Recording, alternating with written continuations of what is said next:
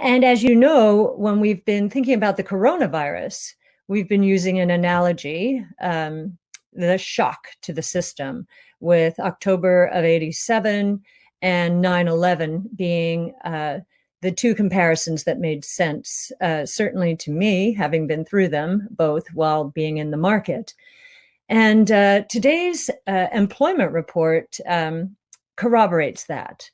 I think everyone was pretty shocked this morning to see non-farm payroll employment up for the month of May.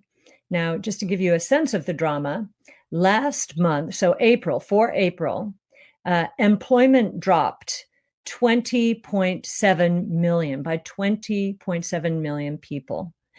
And then the expectation was May would be another serious decline, perhaps not as serious. So the consensus expectation was 7.5 million jobs lost in the month of May. Instead, what happened is the economy created 2.5 million jobs. So the consensus estimate was off by roughly 10 million jobs.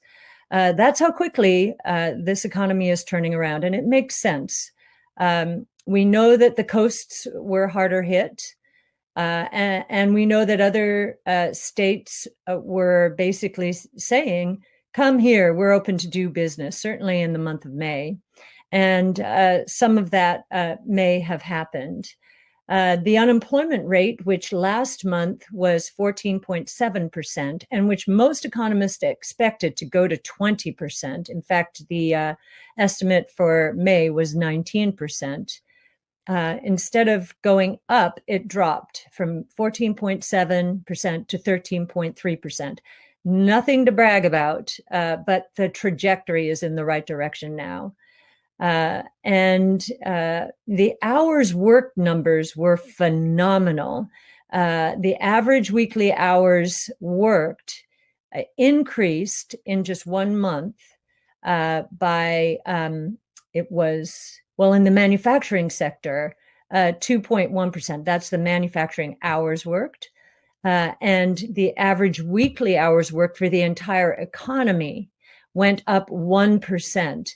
Many people don't know this, but that number actually moves the needle more often than the employment numbers themselves. That work week is a very powerful number.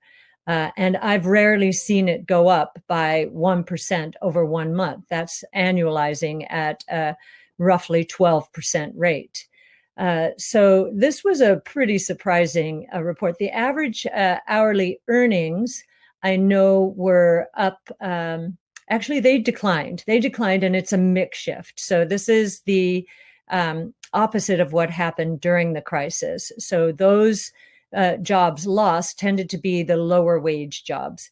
So last month, the average hourly earnings, month to month again, were up 4.7%. A clue that a lot of us were working from our homes. This month, for the month of May, the average hourly earnings dropped 1%. Year over year, they're up 6.7% still, which is roughly double where we were before the coronavirus. And the average weekly earnings were up on a year over year basis, 7.7%. So last week we talked about the saving rate up at 33% for April. That was pretty shocking. I still think it could go up again slightly for the month of May. But if it doesn't, it's because the economy really is kicking in a big way. And we're on our way. What I'd like to talk about now is what we're seeing in the markets from a signaling point of view. And this is partly because fiscal and monetary policy are highly stimulative. And today we just saw that President Trump reiterated his desire to cut payroll taxes. My guess is that is for this year to get people back to work much faster. So hopefully that does happen. The confluence of this information is that the market, the stock market, is smelling a big cyclical recovery. We've talked about the value sectors really lagging behind the rest of the market, and the value sectors primarily energy, financial services, materials, and industrials. They had been lagging badly. And in the last week, 10 days, they have started to catch up pretty significantly. Now, and those four categories were the best performers just even month to date for June. Those are the four best categories: healthcare, consumer staples, consumer services, and tech are the weakest categories. And of course, they had been the strongest.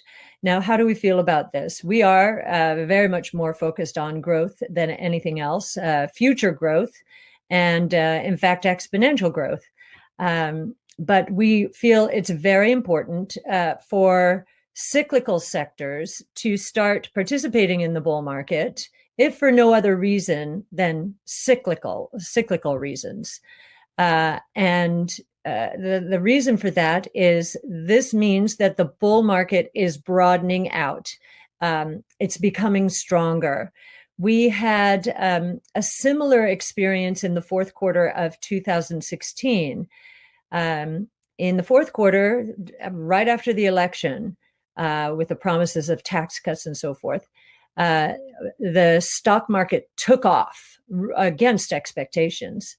And the value space was the strongest part of the market for that quarter.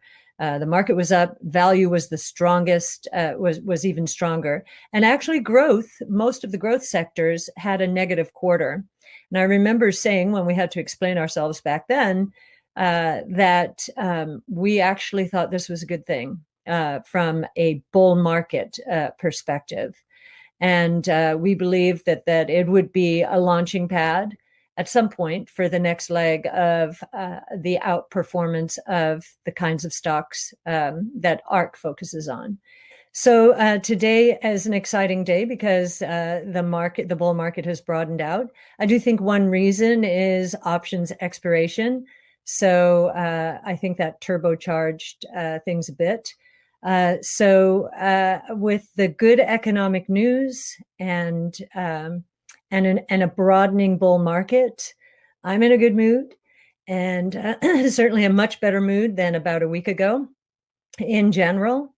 And I'm looking forward to the rebuilding of our economy and relationships.